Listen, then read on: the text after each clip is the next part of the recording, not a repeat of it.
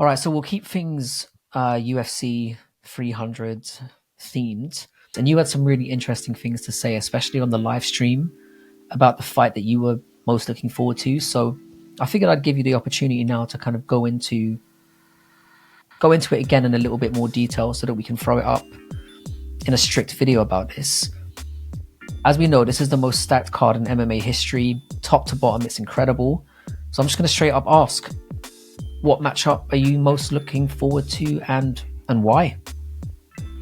So if you are a fan of our channels and you tune into our streams, which we just recently started, but they've been fire. So if you haven't watched any up to this point, make sure that you're watching them going forward. But one of the things that we talked about was this very question.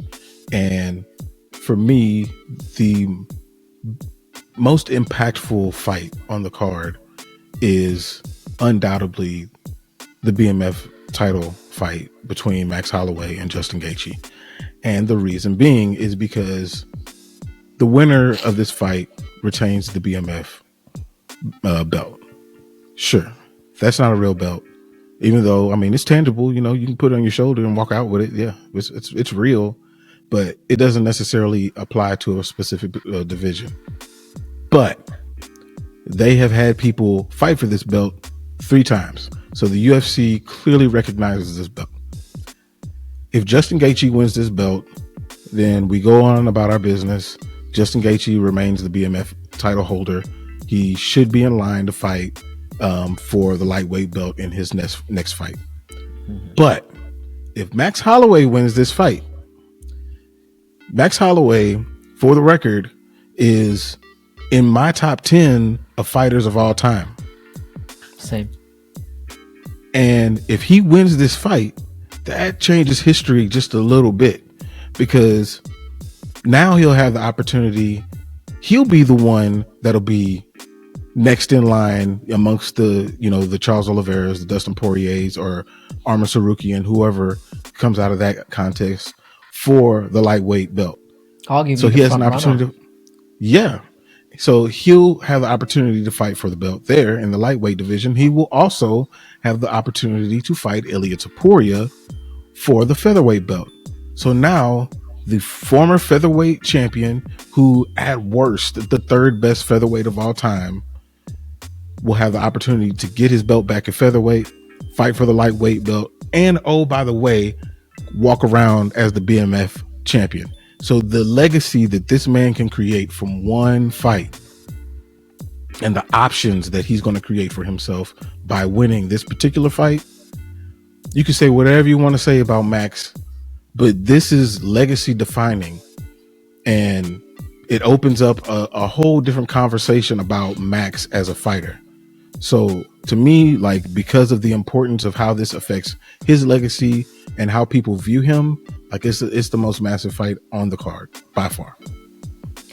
Yeah, I like your take on that, especially the like the amount of avenues that open up by him winning specifically. I mean, it would be great if Gaethje won as well. It more solidifies his position in the division. Mm-hmm. But for Max, the amount of avenues that it opens up obviously makes it really significant. For me, this is a lot more tricky. Like, there are so many fights that I'm invested in for this one. You know, the Moicano Turner on the prelims, I think, is a great matchup. I'm a big fan of Moicano's. I'm looking forward to seeing what he can do. Diego Lopez is one of my favorite fighters on the roster. I can't wait to see what he does as, you know, in a step up in competition. Part of me is very intrigued about the Kayla Harrison situation as well. Does she make the weight? Mm-hmm. Does she look good doing it?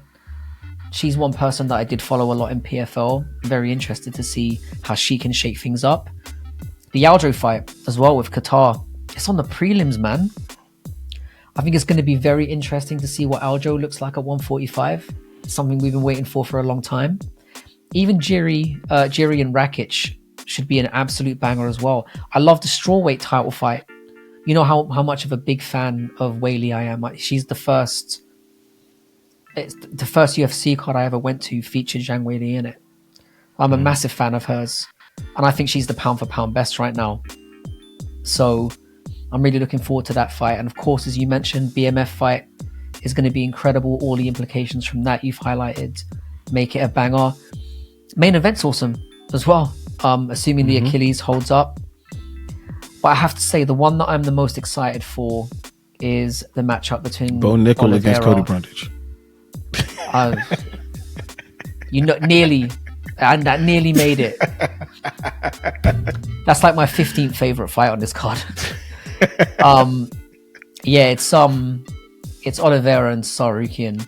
You know, they're both coming off brutalizing the same opponent in Dariush, who I do think is better than people have given him credit for.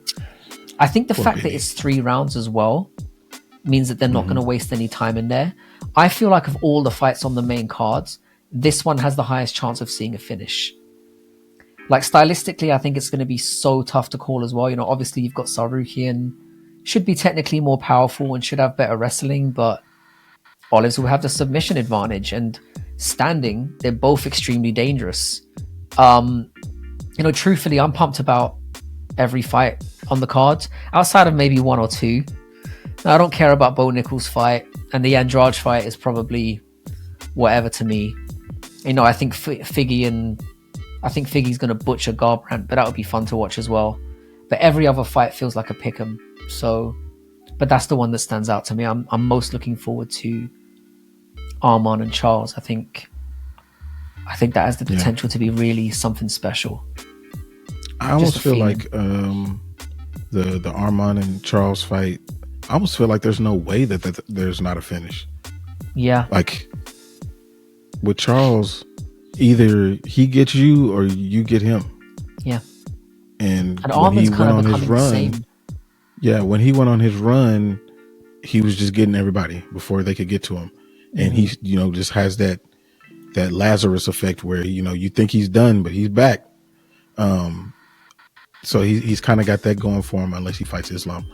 So yeah, and I think this is the true number 1 contender fight as well. I think this is the true title eliminator for reasons that I spoke about before, because Olives has beaten everyone. He's beaten Poirier, he's beaten Gaethje. The only person he's lost to recently has been the champion. Yeah. And I think if he starches Arman, he's next time. And in the same way, if Arman starches him, because nobody else is beaten. So I think for me, this is the true de facto title eliminator. I think I agree with that. By I don't think they'll get it. I don't think that they'll be next. No. I don't think that they'll be next. I do think that will be Dustin, but I think that no matter what happens in either of these 2 fights, I still think whoever wins either of these 2 fights, both of these fights, are going to fight for the belt. I think that they'll figure out a way. And I think that this is what we talked about before. These 2 will basically be the audition. Whoever wins the most impressively. Like if Gaethje goes out there and chins Max Holloway, there's no way he's not getting a fight. If basically whoever has the most standout performance of those 4 men, this is the audition. Yeah. Essentially. Whoever makes the biggest impact. Which is why you picking that fight and me picking that one. Whoever does the best goes first. I think whoever, you know, does the second best may have next, but I think that they'll get a shot. But now, by the same token, if Arman and Charles fight and Arman lays on Charles the whole time and ekes out a decision, he won't get anything. No, you ain't get no love, bro. That's the thing. It's the nature of how you win the fight as well. Yeah. And Arman could very much do that. He could take Charles down, sit on his face for 15 minutes, and win it that way. That wouldn't surprise me. And there is a danger of that happening. Yep. Now, hopefully not. One question I do have for you is, you mentioned that the Yuri and Rakic fight, you know, that one, you mentioned that as a banger. It's funny, me and CJ were talking about that fight, and I think that one has a high propensity to possibly be boring. Not because of Yuri at all. I think I don't know if Yuri is able to forcefully push the action on Rakic. I think Rakic and is kind of like Ankalaev, not fully like Ankalaev, but he can be like Ankalaev, where he's waiting for things to happen so that he can react, and it turns into boring fights. Do you know? Yeah, I that's not a bad shout. It's just that I was somebody who watched a lot of Yuri in Ryzen, and obviously we've seen everything he's done in the UFC.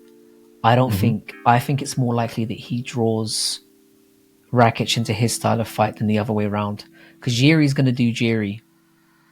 He's going to throw wild shit. He's going to come forward. He's going to take chances. And I think he creates that kind of chaotic environment that leads to crazy stuff happening.